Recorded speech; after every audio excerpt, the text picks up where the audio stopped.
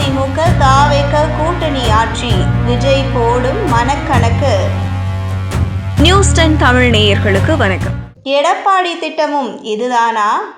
2026 சட்டமன்ற தேர்தலை முன்னிட்டு அதிமுக பாஜக கூட்டணி அமைந்திருந்தாலும் பிளான் பியை அதிமுக பொதுச் செயலாளரும் தமிழக எதிர்க்கட்சித் தலைவருமான எடப்பாடி பழனிசாமி தயார் செய்து வைத்திருப்பதாக சொல்லப்படுகிறது.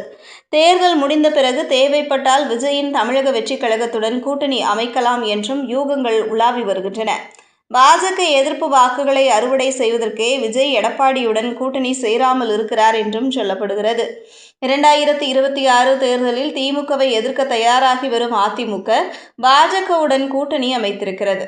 முன்னதாக அதிமுக தமிழக வெற்றிக் கழகம் கூட்டணி அமையலாம் எனவும் தமிழக வெற்றிக் கழகத்தின் 2ஆம் கட்ட தலைவர்கள் எடப்பாடி பழனிசாமி தரப்பில் பேச்சுவார்த்தை நடத்தி வருவதாக கூறப்பட்டது.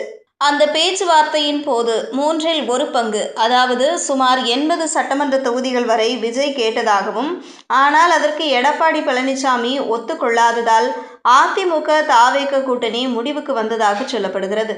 இதற்கிடையே தமிழகம் முழுவதும் பிரச்சார பயணத்தை தொடங்கி இருக்கும் தாவேக தலைவர் விஜய் வழக்கம் போல பாஜகவை லேசாக விமர்சிக்கிறார். தனது பேச்சின் பெரும்பாலான பகுதி முழுவதும் திமுக எதிர்ப்பையே பிரதானமாக வைத்திருக்கிறார்.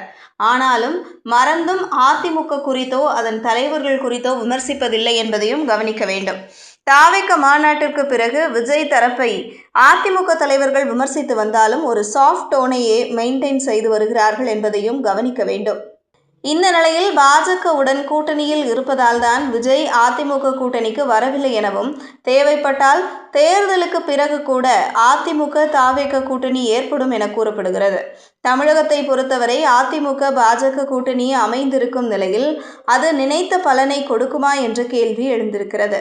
அதே நேரத்தில் திமுக எதிர்ப்பு வாக்குகள் விஜய்க்கு செல்லும் நிலையில் பாஜக எதிர்ப்பு வாக்குகளும் இருக்கின்றன.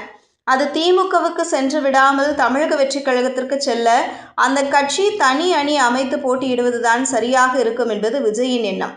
விஜய்க்கு 20 முதல் 30% வாக்குகள் 2026 சட்டமன்ற தேர்தலில் கிடைக்கும் என அவர் தரப்பு ஆய்வு முடிவுகள் சொல்லி வரும் நிலையில் 5 முதல் 10 எம்எல்ஏக்கள் சீட்டாவது கிடைக்கும் என்பது விஜயின் நம்பிக்கை. ஒருவேளை தமிழகத்தில் 2026 தேர்தலில் யாருக்கும் பெரும்பான்மை கிடைக்கவில்லை என்றால் தனக்கான முக்கியத்துவம் அதிகரிக்கும் என்பது விஜயின் எண்ணம்.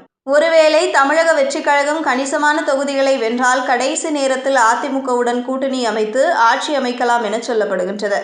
அதன் காரணமாகவே திமுகவையும் பாஜகவையும் விமர்சிக்கும் அளவுக்கு தமிழக வெற்றிக் கழகத்தின் விஜய் இதுவரை அதிமுகவையோ எடப்பாடி பழனிசாமியையோ 1% கூட விமர்சிக்கவில்லை என சொல்கின்றனர் அவர் தரப்பினர்.